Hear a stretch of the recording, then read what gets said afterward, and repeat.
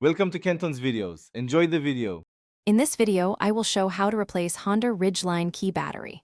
Start by gathering a CR2032 battery and a small flathead screwdriver, then work on a clean table.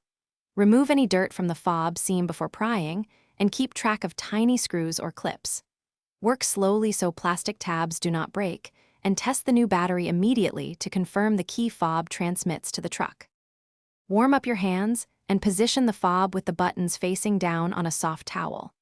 Insert the small flathead into the seam where the key blade meets the fob body, then twist gently to separate halves without cracking tabs. Carefully lift the circuit board and battery tray, noting orientation of the old battery. Keep all pieces aligned so reassembly returns them to their original positions for a smooth finish. Take the old CR2032 out gently, avoiding contact with metal tools that can short the cell. Insert the new battery with the positive side facing up, matching the markings on the tray. Reseat the circuit board and snap the fob halves together until tabs click, then test every button from a few feet away. If signals are weak, verify battery orientation and ensure the board sits flat before closing. Thanks for watching. Consider subscribing if we helped you.